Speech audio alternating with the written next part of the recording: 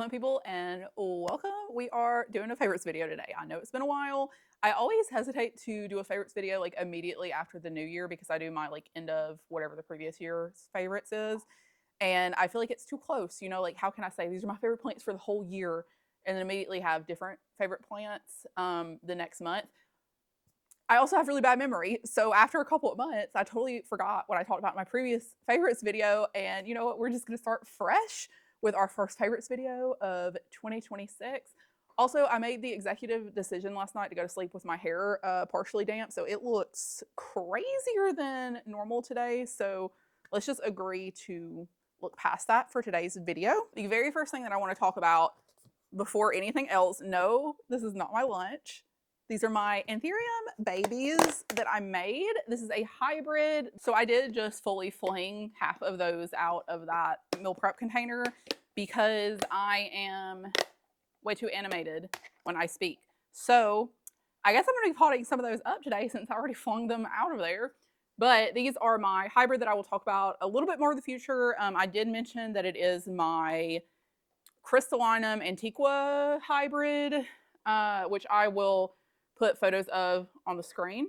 But I have got that hybrid crossed with, I actually did find a photo of the dad. The dad is a Cunha red vein dark phoenix hybrid, and it's kind of mutated and variegated. And the problem is that after I got that plant, it had flower, but it crashed out totally. So it is a stump now, and it deteriorated so fast I couldn't even take photos of the leaves because they all looked like crap. So I did find one photo of it from when I purchased it, and you can kind of see what it looks like, but it was on a Palm Street Live, so it's like all blurry and like the worst quality ever. But we're just gonna have to work with what we got. But this is definitely my favorite of forever so far because this has been so exciting to make your own hybrid and to see what they look like because both parents are one of my favorite plants. Although they are not featured in our favorites video that we're talking about today, just know that they are some of my favorite plants. And they are finally getting their little second leaves. So what I was going to say is that I could probably start potting some of these up pretty soon. But I guess that's going to be happening today because of our technical difficulty. But love these. I am going to be hoarding most of these for the foreseeable future. But the problem is that I have almost 300.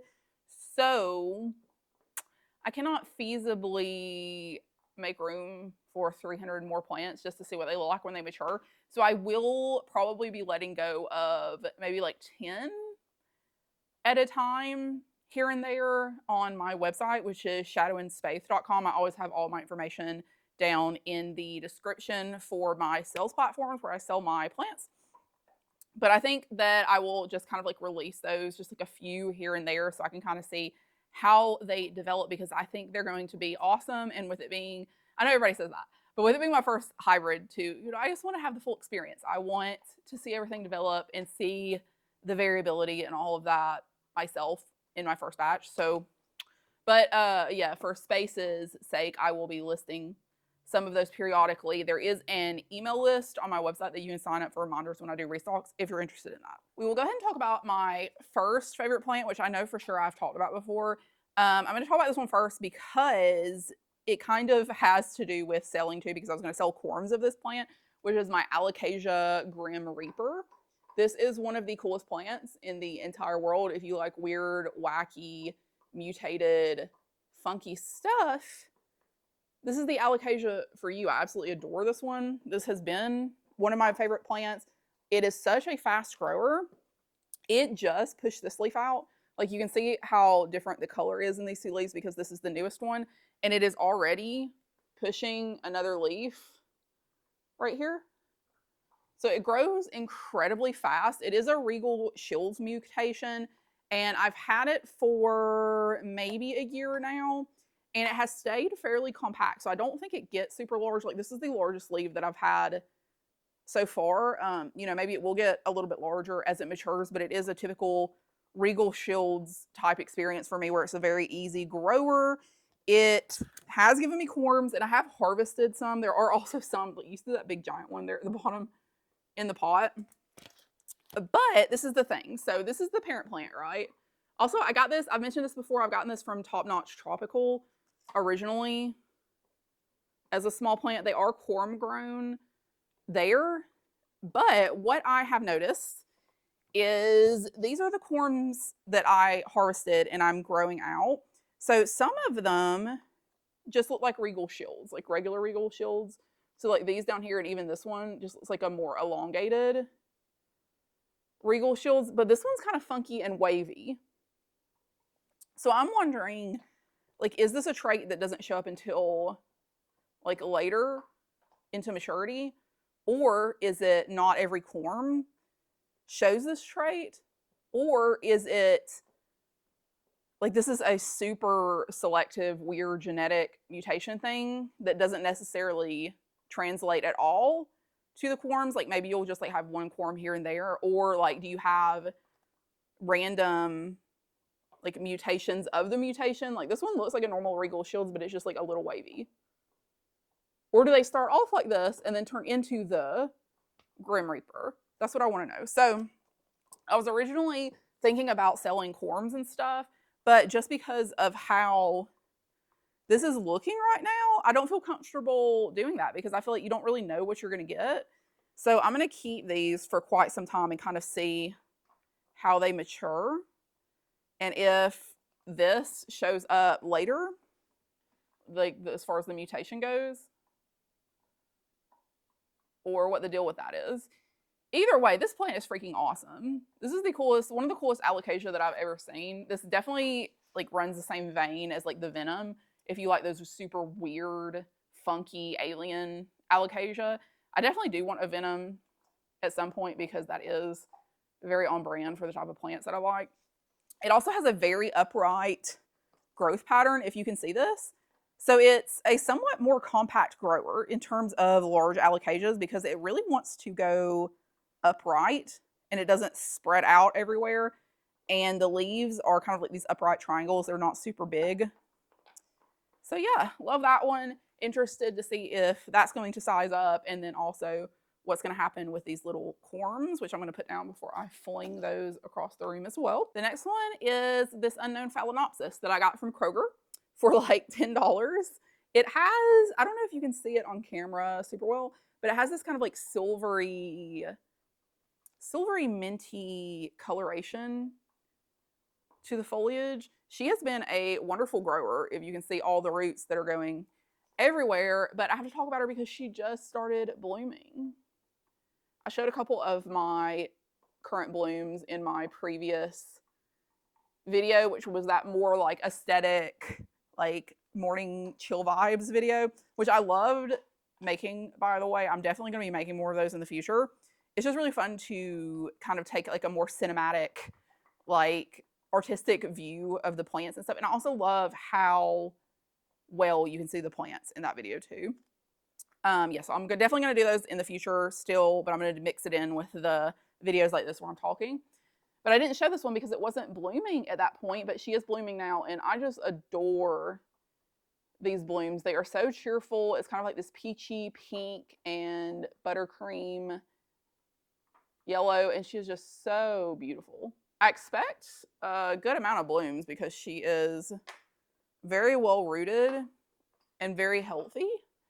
But it's just so pretty. Like, is that not the cutest little whimsical looking blooms? And these are like the mini phalaenopsis, so they don't get very large. But yeah, I absolutely adore her. She also has like a little bit of a ruffling on her. I don't know what these like primary petals are at the top, but there is a bit of ruffling on those, which is even cuter because I love a ruffly leaf petal, whatever. Oh man, I'm getting hot now that I'm stressed out about flinging my little seedlings everywhere. Anyways, the next one we're going to talk about, this is a Hoya. This is my Diversifolia Maharani. And this is one of my all-time favorite Hoyas. I do have some cuttings of this that I have been selling. I've sold a few.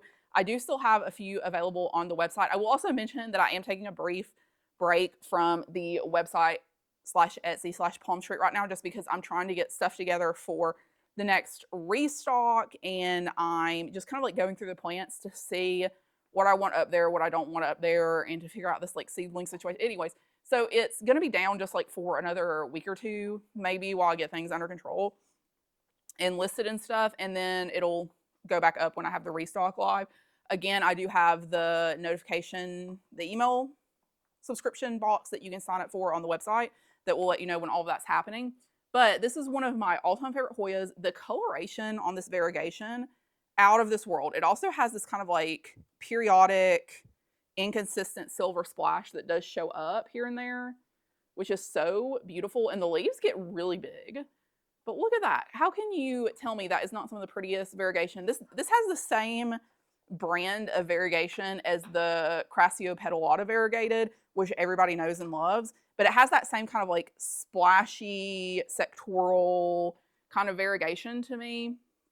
And it kind of scratches that same itch. But yeah, just absolutely gorgeous. She has been growing so well now that spring is coming around. Another thing that I said in that last video that I made was that it's like my Hoyas are finally starting to grow again because they know spring is coming. And that is so true. They have been putting out so much more growth. And I did a huge chop not too long ago. And I've had to break out the trellises again because I've got vines going everywhere, which is that's not a bad problem to have. That is a good problem to have. But she's a stunner. She's beautiful. She's amazing.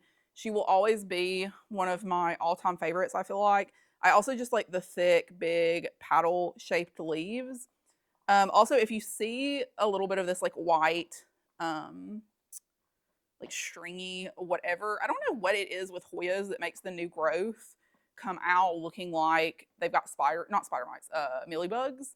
But that is so stressful. Like, why did Mother Nature do that to us? Because she knows we are always on the lookout for mealybugs, and then the new growth makes it look like the little mealybug residue stuff. I just feel like that is unjust. Okay, of course the sun has started blasting out as soon as I start recording. I've got one more Hoya for you, and this one is not the most remarkable Hoya in terms of the leaf pattern or anything. If you like veiny Hoyas, this will still probably be a Hoya that you really like, but it's really the leaf size for me. So this is the Hoya vitellinoides. I think that's how you say it. She has got giant leaves, and most of the leaves have always looked like this for me, which is kind of along the lines of Callistophylla, like in terms of appearance with this veiny whatever. The new leaves, however, have been very dark and very large. Look at the freaking, let me move this. Let me move this sucker out of the way. Look at the freaking size of this leaf, y'all. Look, that is crazy. I remember when I first, just head for scale, if you can see the size of this sucker, biggest leaf I've ever gotten on a Hoya. When I got this Hoya, I bought it for the veins, and I had no idea that it was a large leaf Hoya. So you can imagine my surprise when I got it in the mail, and the leaves were like this big. But it was a good surprise because I like big leaves most of the time. I've only recently developed an interest in smaller leaved Hoyas, but I just love how dark this is because you can see the splash. I mean, not that there's like a really prominent splash, but you can see the splash so much more. And a few of the spots have a little bit of a pink tint, like where the splash is. So I do feel like if you gave this enough light, those splashy silver spots would sunstress pink, which I know is normally the case, but it hasn't been the case for every Hoya for me. But it does seem that that is probably the case for this one as well. But yeah, she is growing like crazy. You can see this big tendril over here. I've already had to wrap one around several times because they are just shooting out everywhere. And I don't see any new leaves like coming to fruition anywhere on here right now. But honestly, that's okay. I mean, it has to take a lot out of you to put out a leaf this big. This is an interesting one. So this is a Thaumatophyllum wamzi, I believe. Is that what this is? Yes, wamzi. And she is variegated. I have admired these plants for a very long time, but they have been quite expensive as far as the variegated versions go. A very common Thaumatophyllum that you will know and may love or may not is the Thaumatophyllum Celium. which is, it was previously, I think they were all previously philodendron, but they got reclassified as Thaumatophyllum, and they do grow differently to me than philodendron. They're more of a self-heading, very similar to Anthurium. Definitely gives me Anthurium vibes. The roots also are very, let me show you this one, very chunky, and they look very similar to Anthurium, and it seems to appreciate this like very chunky tree fern, sphagnum, orchid bark, perlite mix, because her roots are branching really well now. You can see that, like, here's the main root. We've got a bunch of branches coming off of there.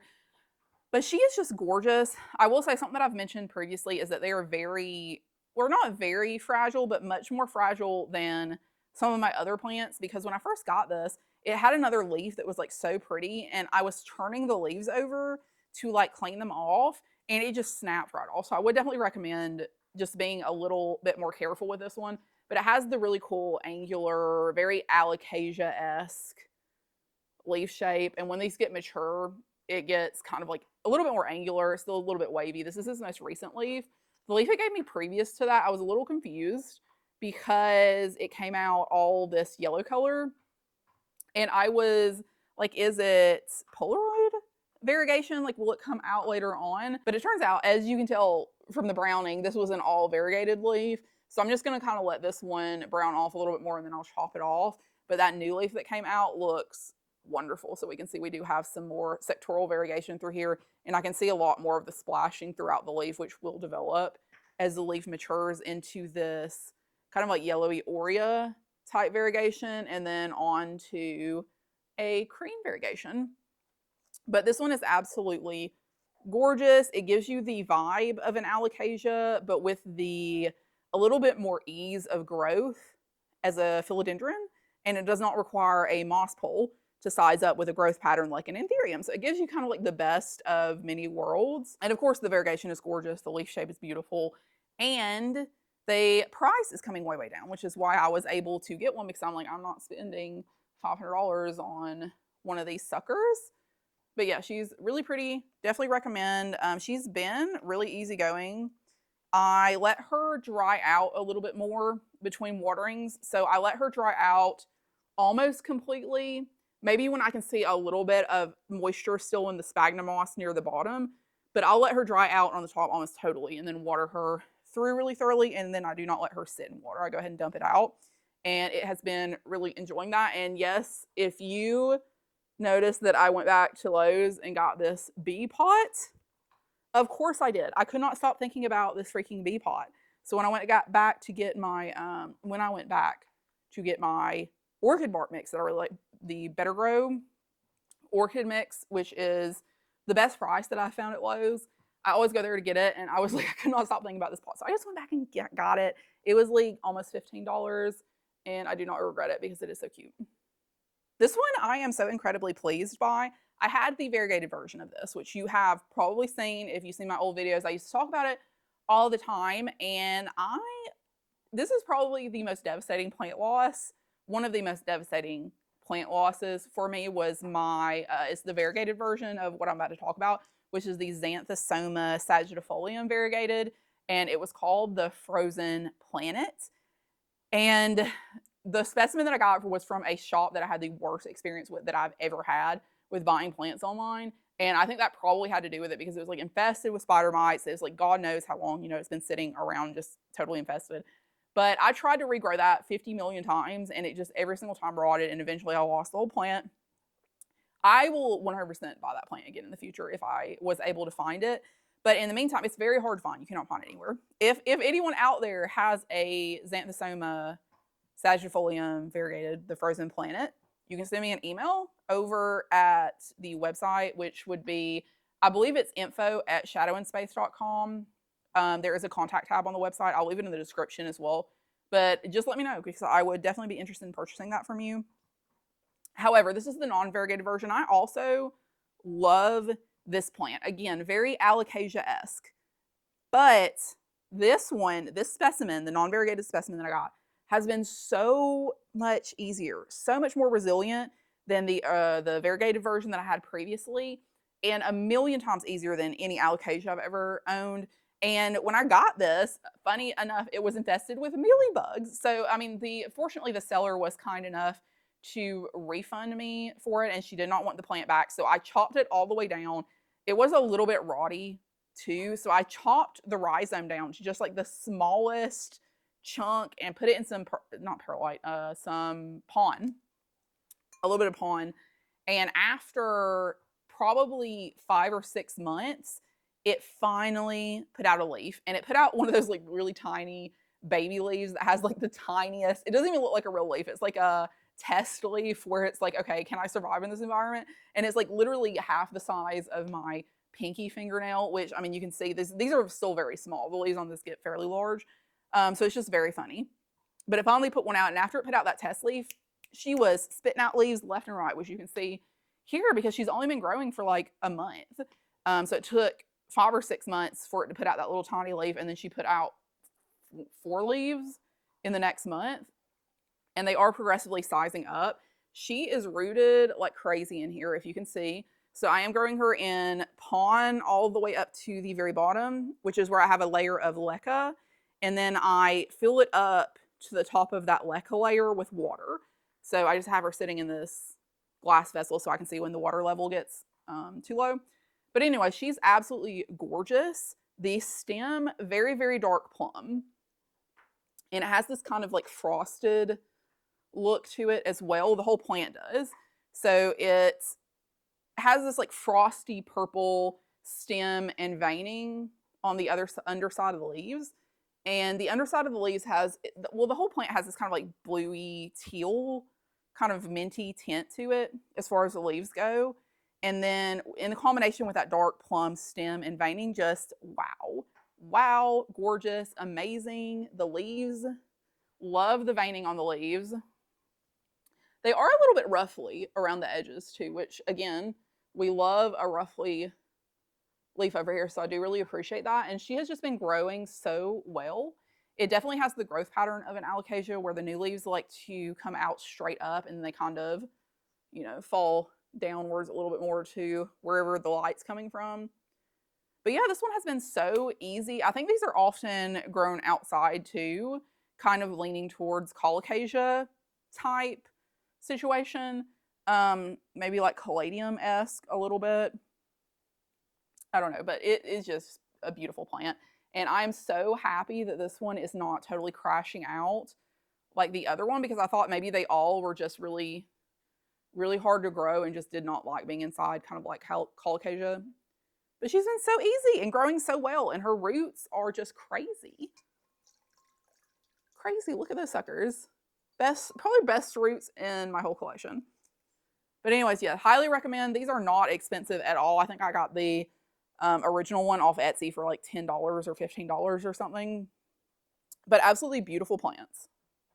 If you are new here, I have a strong bias towards Anthurium. So if you're wondering where are all the Anthurium, they are coming up. So my last 2 are going to be Anthurium because they're my favorite of the month, because that is what my bias is. I just cannot help it.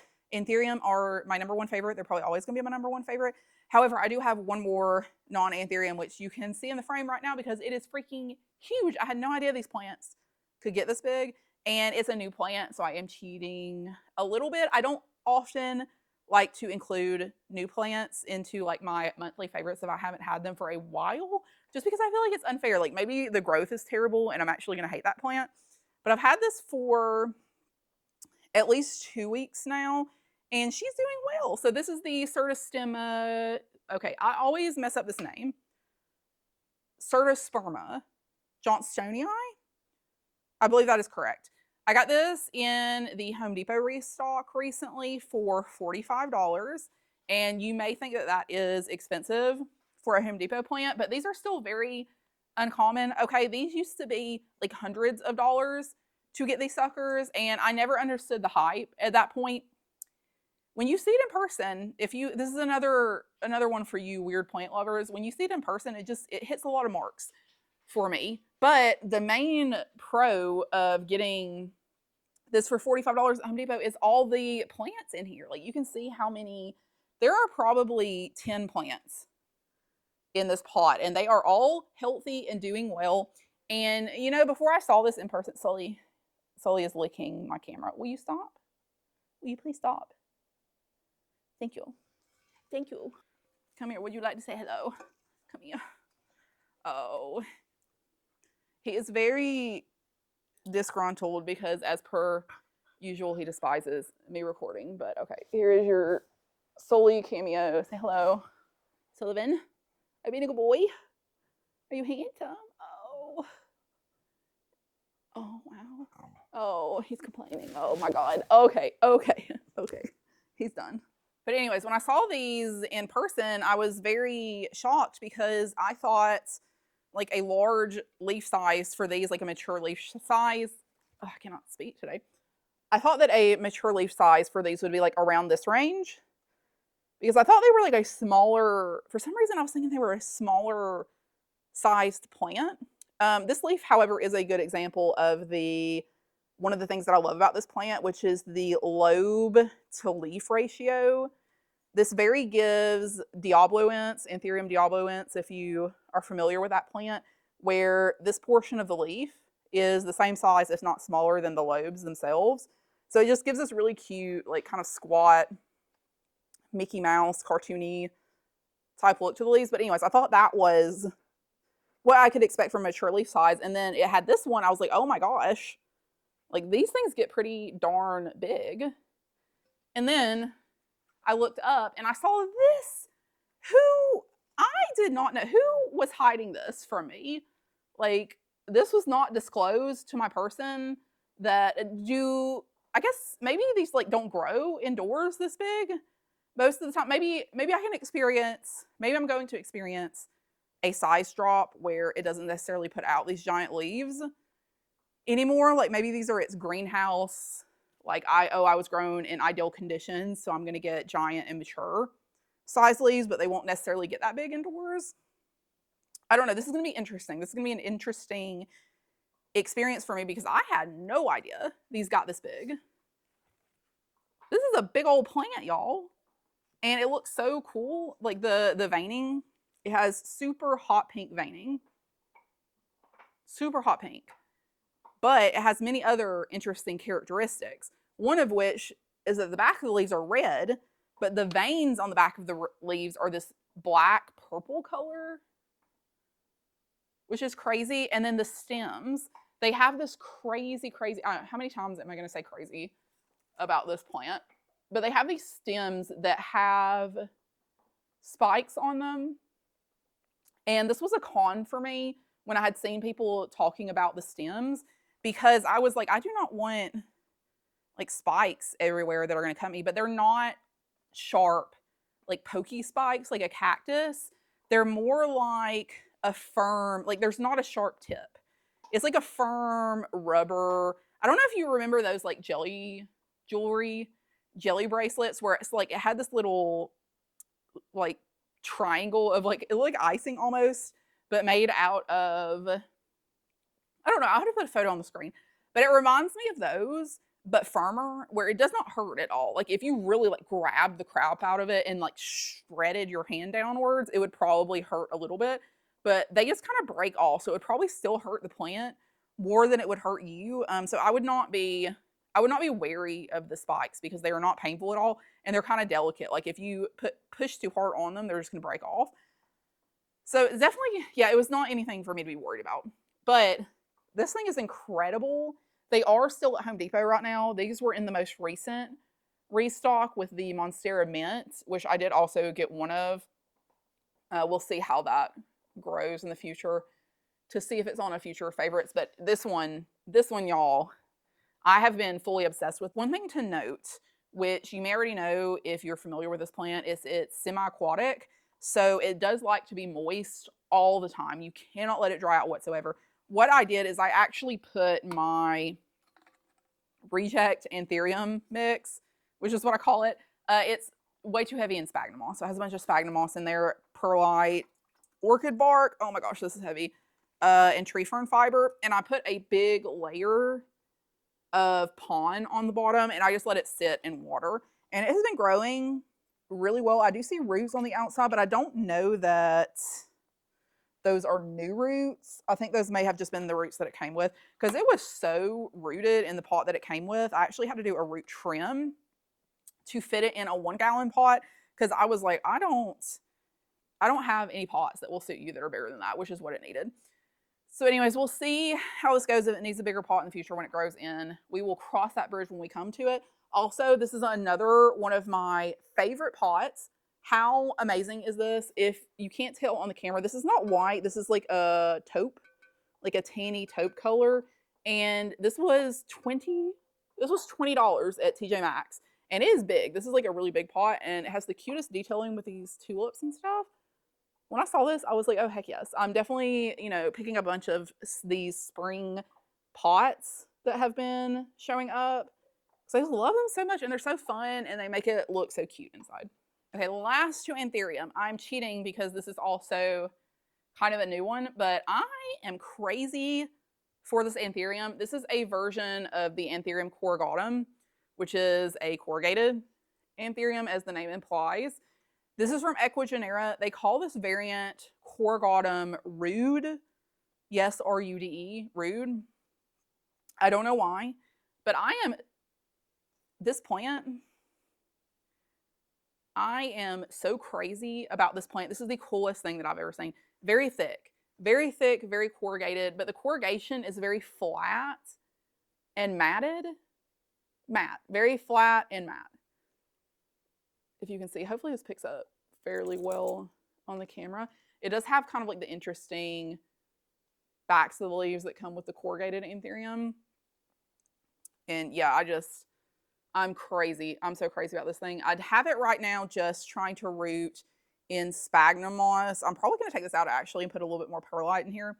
And I have it in one of my propagation bins, which if you've not previously purchased from Equigenera, I have purchased both from the website and through Palm Street. They have a wonderful selection of Anthurium species. If you have not previously had experience with Equigenera or some of these plant importers, they send, plants in overseas and acclimate them somewhat, and then they'll send it out to you. They do also sell fresh imports.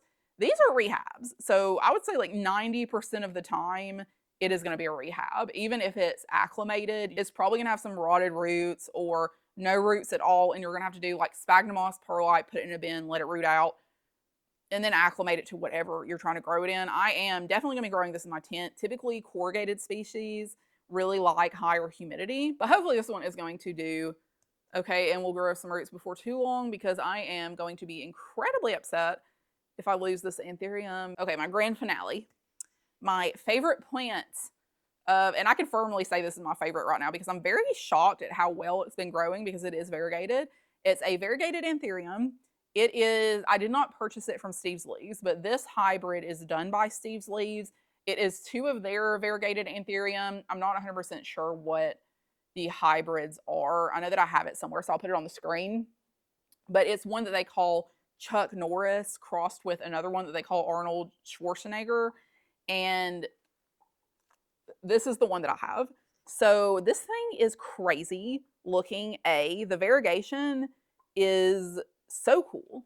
It is not a sectoral variegation. It is very, I've said this before that it reminds me of pixelism, if you're familiar with that art form or like tattoo style or whatever, where it's like it uses a lot of points, like tiny dots of color to build a larger image, and that is what it looks like on here. It's like all of these tiny little dots of different colors, and it does have some larger splashes of variegation, but what will happen is the leaf will come in very pale yellowy pink, and you can still see it carries a lot of the pink, this like baby peachy pink in the veins when it's still hardening off, which this is its newest leaf, which is still hardening off. But it comes in that color and it slowly develops this like pixelated green that starts to deepen as it gets older. And this is its last previous leaf. So you can see how that has come in a little bit more. And it's just so incredibly beautiful. There's an even older one.